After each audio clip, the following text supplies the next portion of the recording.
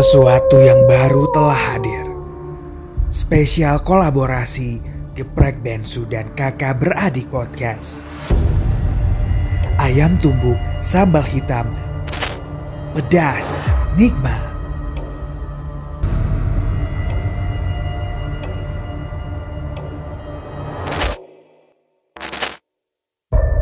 Nasi hitam gurih dengan sambal merah pedas membara.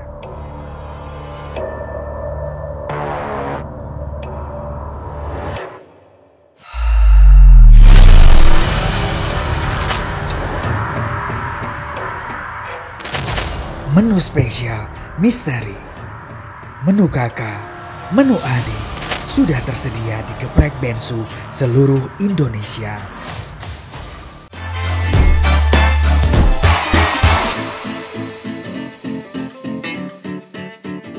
Halo teman Rory, ketemu lagi di obrolan Rory. Nah, sebelum proses syuting, saya pengen ngasih tahu nih bahwa saya dan juga semua kru sudah menjalani tes antigen dengan hasil non-reaktif. Dan juga kami menerapkan protokol kesehatan, pakai masker, jaga jarak. Jadi insya Allah syuting hari ini berjalan dengan aman dan juga sehat sentosa. Nah, tamu saya pada hari ini istimewa banget, yakni seorang manajer artis yang udah mengorbitkan artis-artis besar yang kita tahu dan juga kita kenal di dunia entertainment kita saat ini. Nah, jadi di balik seorang artis ada seorang manajer yang memanage, kemudian bahkan mencarikan job, mengatur jadwal dari si artis tersebut. Nah, siapa dia? Yuk kita simak dulu profilnya.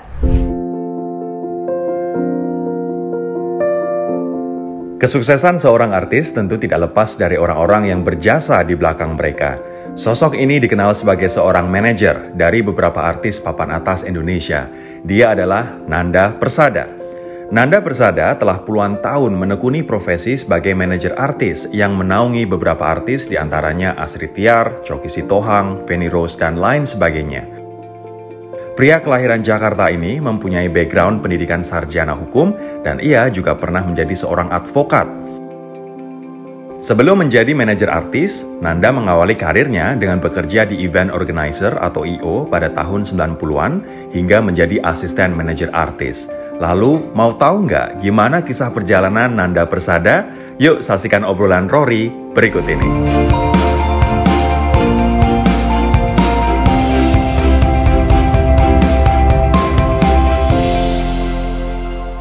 Nah, kita sekarang akan kenalan dengan Mas Nanda Persada. Mas Nanda, apa kabar, Mas? Halo. Jadi ini adalah chef, koki di balik nama-nama besar artis-artis kita. Ini siapa aja, Mas, artisnya sekarang? Yang aku tahu selama ini adalah Choky Sitohang, ya kan? Ayu Dewi. Zaman dulu mungkin ada Vena Melinda. Siapa aja sekarang yang sudah dipegang? Lebih banyak zaman dulunya. Lebih banyak zaman dulunya. Batasin nggak terlalu banyak di handle. Oke. Menghandle supaya lebih fokus. Siapa sekarang yang dipegang, Mas? Sekarang Astrid Tiar, Choky Sitohang, ada Feni Rose juga, masih ada Aliza Putri. Oke. Gitu.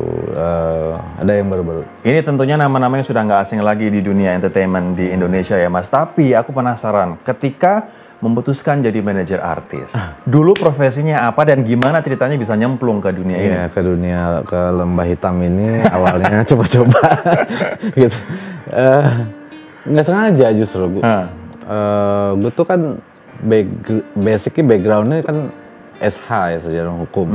Terus di I.O. sempet, terus mulai suatu hal yang baru di manajemen artis itu di era 2000-an masih zaman. Itu zaman siapa tuh? Zaman masih Yana Julio, Rita Effendy, Agus Waduh, senior banget ya. Dan gue masih jadi asisten. Apa waktu itu ngapain, Mas, kerjaannya? Bawain apa? Sepatu, nyiapin teh, kopi. Buat siapa? Ya, buat mereka. Termasuk Yana Julio, Rita Effendy, Agus Wisman. Jadi belum ngerti dan sekolahnya kan belum ada. Ada manajernya, seniornya. Jadi belajar dari dia. Jadi learning by doing itu benar-benar profesi yang unik sih. Apa yang menarik, yang publik mungkin atau teman Rory mungkin belum tahu soal jadi manajer artis? Pekerjaan yang sangat unik dan menantang ya. Karena jadi manajer artis itu dia harus melakukan fungsi sebagai marketing. Bisa jadi harus ngerti legal, kontrak. Oke. Kadang juga harus ngerti psikologi. menjaga mood artisnya. Karena artis kan seniman kan biasanya Mood-moodan. moodinya naik turun. Apalagi kalau udah artis udah besar, udah ngetop gitu, biasanya moodnya makin swing lagi tuh. Tapi biasanya artis kalau yang udah ngetop kena star syndrome nggak sih Mas? Banyak. Banyak. Dan itu mereka nggak sadar biasanya. Kayak gimana tuh contoh star syndrome-nya? Apa yang membuat mereka kayak begitu? Ya ketika popularitas itu datang dengan cepat gitu, banyak yang kaget secara emosional, psikis. Star syndrome itu bukan cuman sombong, tapi juga merasa memahami industrinya, bisnis industrinya. Padahal itu tugas manajer. Tapi perubahan paling besar apa yang dari bukan siapa-siapa kemudian jadi artis terkenal gara-gara star syndrome ini? Perubahan perilaku kayak gimana Mas? Perilaku merasa besar, egonya tinggi, nggak mau diatur, mulai merasa dibutuhkan, yang dibutuhkan oleh klien, oleh TV, oleh PH, udah mulai nggak disiplin waktu, udah mulai dari segi budgeting juga minta berkali-kali lipat gitu. Mas ngasih tahu gimana kalau artis Mas yang handle, lo udah star syndrome nih, lo udah kebablasan nih, cara ngasih taunya gimana Mas? Cara ngasih tau gini, biasanya gue ajak ngomong baik-baik. Ini ada keluhan dari klien. Ketika briefing, ketika syuting, lo nggak kooperatif, gitu. Itu ada warning secara baik-baik. Artis yang Mas pegang pada star syndrome nggak Mas? Rata-rata yang mantan sih. Kalau yang sekarang baik-baik nih. Rata-rata yang mantan. Oke, apa sih sebenarnya yang membuat visi manajer dan artis itu berbeda Mas? Kadang ya itu, dia merasa udah punya networking sendiri, bisa ketemu dengan petinggi-petinggi dari TV, PH, direct langsung. Padahal dia nggak ngerti nih industri bisnisnya sebenarnya. Ketika di direct, nah mulai dia langsung terpengaruh kan secara bisnis. Dari mulai harga di direct langsung sama misalnya BOD ya, direksi. Udah mulai nggak profesional akhirnya. Oke. Mestinya dia fokus di karya dan kreatif, tapi dia masuk ke ranah bisnis. Itu ranah manajer sebenarnya. Nah itu yang bikin itu. Dan ada juga kadang manajer dan artis kayak orang pacaran. Mesti cocok. Suami istri. Chemistry harus cocok. Hal yang paling susah dari pekerjaan Mas sebagai manajer artis, yang paling challenging apa? Yang paling challenging itu mempertahankan karir keartisannya. Kalau dari dia baru terus dari kecil menjadi besar itu challenge yang biasa.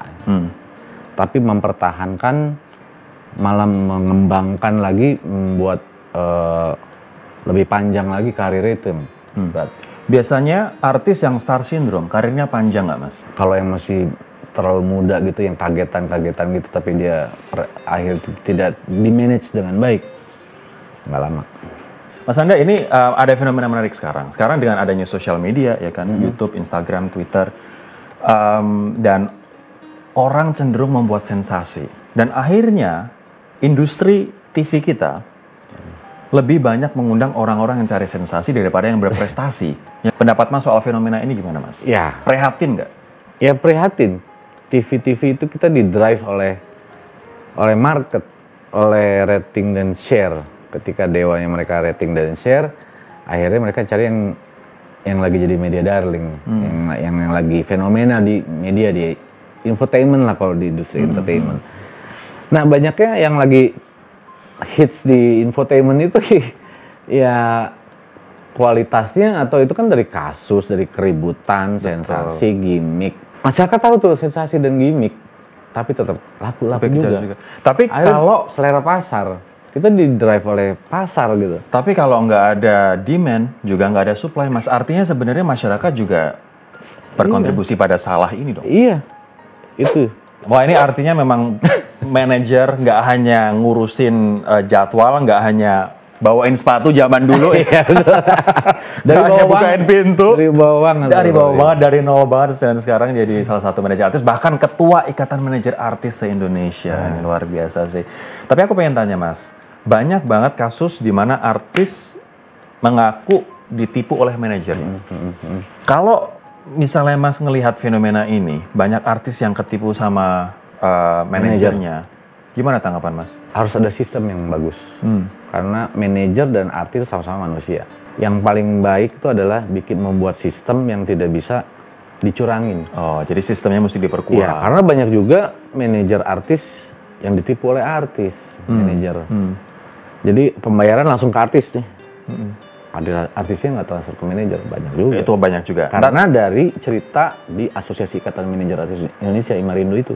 Oke. Itu banyak dapat input dan keluhan dari Aku nanti akan menggali lebih dalam soal kebalikannya nih. Justru malah artis yang ngibulin manajernya. Tapi aku pengen nunjukin dulu Mas, ini ada satu artikel yang menarik. Mungkin kita bisa tayangkan dulu buat Mas Nanda komen ya. Ini Mas Nanda Persada, banyak manajer yang ditipu sama artis top. Mas salah satunya nggak? Ya. Ya. Ditipunya gimana? Jadi artis-artis gue dulu ya ada beberapa artis yang nggak bayar fee gue. Yang mana itu menyangkut fee gue pribadi, fee kantor, fee karyawan, staff yang berkeringat nemenin dia dari nol sampai jadi besar. Ditelep semua? Ditelep sebagian, ada yang semuanya, ada yang ngilang. Biasanya kalau artis terima job itu berapa persen untuk manajemen? Relatif 10, 15, 20, 25% rata-rata. Tapi ada juga yang 30%. Itu biasanya dari berapa persen itu untuk bayar apa aja Mas? Bayar yang bantuin dia untuk fee manajemen ya, gitu? itu udah all in. Jangan lupa bahwa manajer artis juga kan kayak orang marketing ya. Ada biaya marketing, operasional, lobby klien, terus operasional, membayar gaji staff, karyawan. Jadi sebenarnya ya kalau dihitung-hitung tetap pasti akan jauh lebih kaya artisnya lah. Jumlah nominal terbesar yang pernah ditipu dari artis berapa? Hampir 1 M kali. Hampir 1 M. Itu 1 M itu fee aja buat manajemen? Fee aja buat manajemen. Nggak dibayarkan sama si artis itu? Jadi kalau ada berita yang mengatakan bahwa artis ditipu oleh manajer, kebalikannya pun juga terjadi. Manajer yang ditipu oleh artis. Dan sayang banget gitu nama-nama ternama gitu, nama-nama terkenal yang orang pasti nggak akan nyangka lah. Ketika udah masuk ke ranah duit, uang, penggelapan, ada yang memilih untuk menempuh jalur hukum keras, ada yang nggak enak, nggak tega, atau nggak mau merusak hubungan baik. Kalau gue tipikal yang percaya ya, ini industri yang kecil, entertainment ini, suatu saat lo akan ketemu lagi dengan lingkungan yang sama. Mending pilih pentingnya reputasi deh daripada kecurangan. Daripada kecurangan dan juga uang yang sebenarnya juga masih bisa dicari lagi ya Mas. Waktu itu langkah Mas Nanda gimana Mas? Ditipu dan tertinggi bahkan sampai fee-nya aja 1 M. Kita bayangin aja nih teman Rory, kalau misalnya katakanlah fee dari artis itu untuk manajemen adalah 20%, 1 M misalnya 20%, artinya fee untuk artis ini secara total adalah 5 M. Itu tindakan Mas gimana waktu itu? Menempuh jalur hukum atau gua kasih tahu ya kita damai aja, tapi lo harus bayar.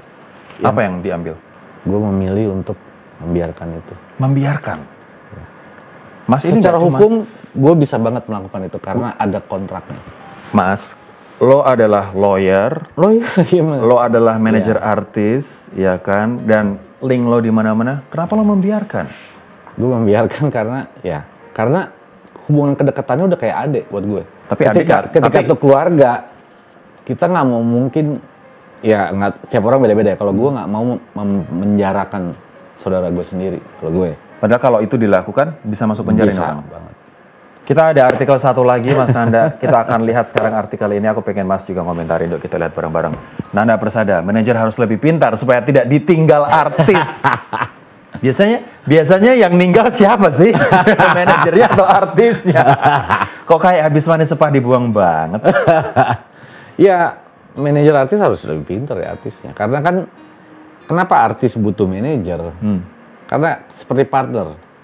Ketika dia perlu networking, ada orang yang mendevelop dia, nyariin kerjaan, punya networking yang bagus, bisa gitu nembus sini ke klien, ya kan dari bawah sampai atas, gitu. Itu kan bagus. Manajer juga harus paham industri lagi bergerak mau kemana, harus lebih update dari artisnya. Kalau enggak, ya kritikan juga ya masukan buat para manajer artis, ya dia harus knowledge-nya harus di-update terus. Makanya di Marindo kita selalu ngobrol. ada manajer yang musik, non musik, seni peran, presenter. Yang magician beda lagi ilmunya. Tapi kasus di mana manajer ditinggal artis ini banyak Mas. Dan Mas mengalami nggak? Manajer ditinggal artis. Jadi artisnya udah ngerasa besar, wah gue udah nggak butuh lo lagi, gue lebih tahu soal industri. Oh iya, iya. Rata-rata begitu. Dia udah lebih tahu industri dari teman-teman artisnya, atau karena setiap hari syuting ketemu manajer lain, itu bisa terpengaruh, ya kan. Akhirnya dia merasa bisa menghandle sendiri. Padahal itu ranah bisnis. Aku dan teman Rory kepo banget nih antara kasus Densu dan dulu mantan manajernya. Boleh nggak Mas cerita lebih dalam? Ya, satu hari Densu telepon gue gitu. Bro, gue mau preskon. Kenapa? Gue ditipu sama mantan manajer itu. Wah, yang benar gitu. Ya, ceritalah versi dia. Begitu dia preskon, gue posting di IG gitu kan. Prihatin dengan kasus ini. Ada oknum, kalau memang benar ada oknum manajer artis merugikan artisnya, ini bisa mencoreng profesi. Sorry, karena dia dirugikan berapa Mas waktu itu? Densu gue nggak hafal ya, berapa ratus juta ya. Lupa. Oke, terus? Gue posting bahwa jangan sampai profesi manajer artis ini jadi jelek, karena lebih banyak yang di blow up media tuh itu. Iya. Artis yang ditipu, tapi manajer yang ditipu artis nggak banyak blow up media gitu. Nggak berapa lama mantan manajer nelfon gue. Gitu, Mas, lo percayakan sama gue. Dia bercerita versi dia juga gitu. Jadi udah kerana hukum dua-duanya, dan merasa megang bukti-bukti. Saat ini masih berseteru di ranah hukum? Setahu gue masih ongoing berarti? Sepertinya akan makin memanas kayaknya. Semoga sih ada mediasi yang baik lah. Mas, jadi ketua Ikatan Manajer Artis Indonesia akan dibawa kemana ini ikatan ini? Dan apa sih kerjaannya? Ya, kenapa kita bikin asosiasi ya Imarindo, Ikatan Manajer Artis Indonesia? Karena kita sadar ya manajer artis harus update knowledge, harus kadang berhubungan dengan regulasi gitu ya. Misalnya banyak manajer artis yang ngeluh semua tuh, pembayaran honor TV telat, lama dibayar, ya kan? Kalau maju sendiri kita, manajer artis atau artisnya, kalau bukan artis yang benar-benar besar, punya bargaining positioning yang tinggi, yang ada kan lemah banget. Itu ada kejadian nggak yang artis nggak dibayar lama, terus akhirnya karena sama Imalindo bersatu, terus akhirnya dibayar? Ada nggak kisah itu? Ada kejadian. Yang sedih lagi, ada fee artis belum lunas bertahun-tahun. Ada artis sampai udah meninggal. Masya Allah. Dari mulai dia sakit. Manajer itu udah cerita nih, anggota Imarindo. Papa Ketum, dia udah manggil gue Ketum gitu, ketua umum. Pak Ketum, ini artis gue lagi sakit berat. Gue udah tagih-tagih ke TV yang ini susah banget. Bahkan sampai meninggal? Sakit-sakitan sampai meninggal. Mas boleh tahu nggak ini artisnya siapa? Kita berbicara pada artis yang menuntut haknya nih. Iya, sampai sempat gue syuting tuh. Siapa itu? Nama almarhum artisnya, inisialnya Mas Agung. Mas? Agung. Mas Agung. Setelah ditagih ke TV, apa respon mereka? Ya, ketika kita speak up, ada pergerakan. Baru ada pergerakan. Berarti asosiasi ini membantu dong untuk menyelesaikan kasus-kasus misalnya yang lama atau telat bayar ini? Ya, kita secara resmi ketemu dengan pihak misalnya salah satu TV ya, dengan membawa data-data artis siapa saja, kerjaan apa aja, bulan apa, yang belum dibayar. Sebagai asosiasi akhirnya lebih didengar sama TV, PH. Aku pengen tanya dulu, tips jadi manajer artis yang sukses menurut Mas Nandani kayak gimana? Tips jadi manajer artis yang sukses, saya sih belum merasa sukses sebagai manajer artis. Tapi yang pasti adalah harus punya networking, skill untuk jadi sales, marketing, harus ngerti legal juga, kontrak, hukum, jangan sampai memberatkan, gitu. Harus paham juga tren, update knowledge, tidak berhenti setiap hari. Karena banyak hal-hal baru dalam industri ini bergerak. Manajer pun berarti harus jadi otak dan juga harus jadi body untuk ngerti seperti apa tren ini bergerak ya Mas. By the way, aku pengen nyambung lagi soal sosmed tadi Mas. Akun Lambe Turah, kemana sekarang akun Lambe Turah? Kenapa nanya saya? Karena Mas, kita tahu merupakan bagian dari situ. Saya bukan bagian, cuma berteman. Jadi kemana akun itu Mas? Hilang kayaknya tuh. Hilang atau dihilangkan? Pertanyaan yang cerdas. Hilang atau dihilangkan Mas? Ya itu pertanyaannya. Dihilangkan. Itu pertanyaannya kan. Kenapa dihilangkan Mas? Dihilangkan itu tanda kutip kan. Ketika mungkin ya, ini analisa ya.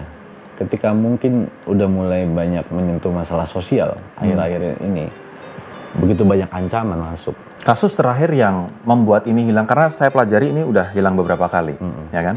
Kasus terakhir yang membuat hilang kasus yang mana? Kasus yang berhubungan dengan public figure atau public figure itu bisa artis, bisa pejabat. Itu yang mengganggu kepentingan itu sensitif. Artinya, nah sekarang kalau kita buka di Instagram nih misalnya, Lambe Turah itu ada 4 atau 5 bahkan. Yang mana akun sekarang yang benar? Second account tuh yang official. Yang Lambe Turah official. Ya. Oke. Sekarang tone-nya orang-orang melihat, wah ini Lambe Turah sekarang nggak setajam dulu nih, nggak segalak dulu nih gitu. Biasanya orang kalau dulu ada masalah, bukan lapor ke polisi, lapor ke Mimin, Mince, lapor ke Mince Lambe Turah. Kenapa sekarang ini nggak kayak dulu? Ya kayak dulu disalahin, kayak sekarang disalahin, serba salah kan. Dulu juga banyak yang nggak suka kan, banyak yang menghujat. Wah, ntar masuk lambe. Padahal itu alat kontrol sosial juga kan. Nah, bener ini. Perilaku public figure di depan publik, di depan umum nggak behave.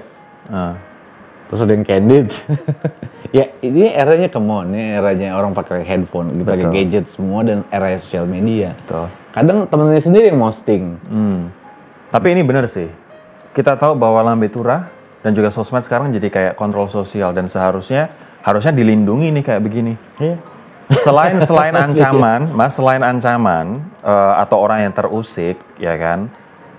Ada lagi nggak gangguan-gangguan yang menyebabkan Lambe Turah dihilangkan? Kompetitor misalnya?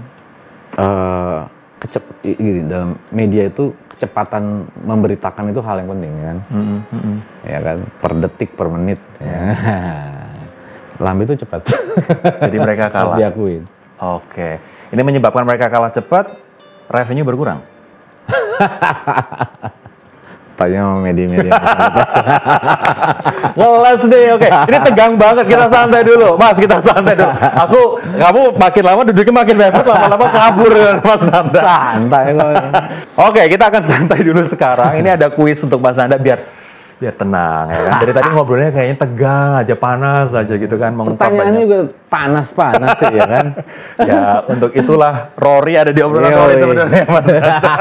Aku pengen Mas Nanda deskripsiin atau apa yang paling Mas ingat dari artis-artis ini. Ya. Yang pertama, Feni Rose. Sekarang masih dipegang ya? Julid. Unik. Suka koleksi cangkir dan suka nggadoin cemilan apa? Dia es batu. Yeah. Tapi dia smart. Pinter dan care. Orang kalau nggak tahu dia dipikir cuma julid doang.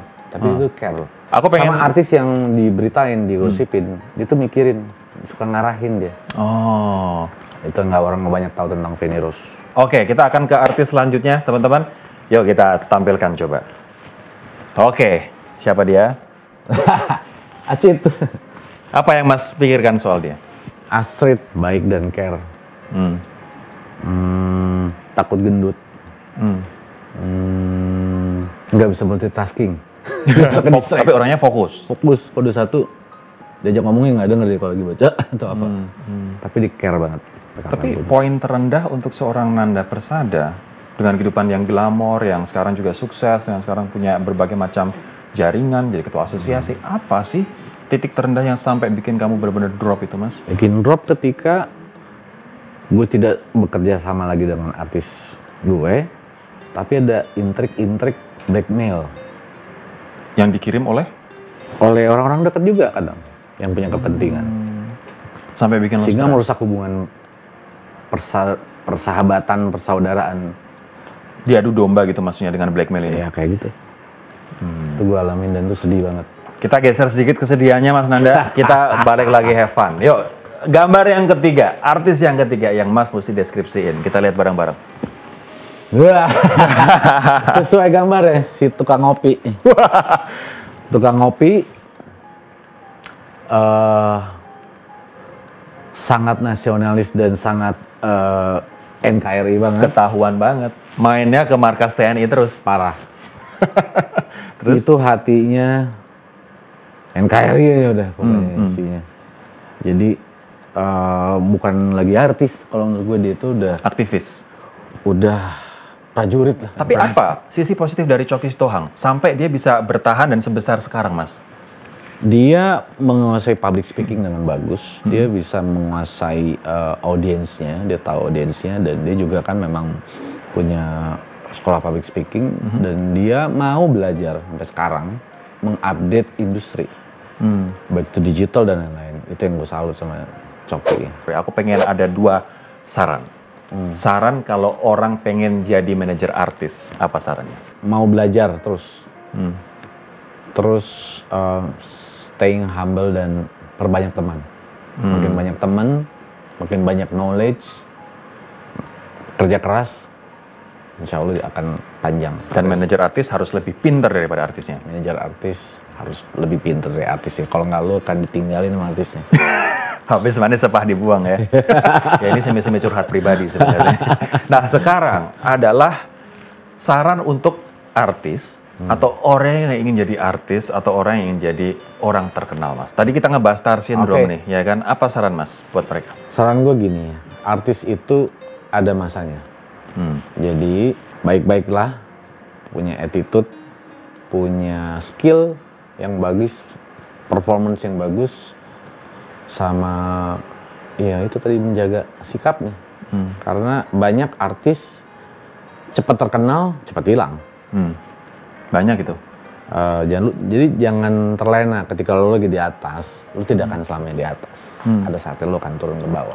Dan mempertahankan tentu saja lebih susah daripada ketika lo mencapai. Ya, tetapi ketika attitude lo bagus, attitude seorang artis bagus, dia menyenangkan semua orang, dia ramah ke semua tim, ke kru, everybody love si artis, karirnya akan panjang biasanya.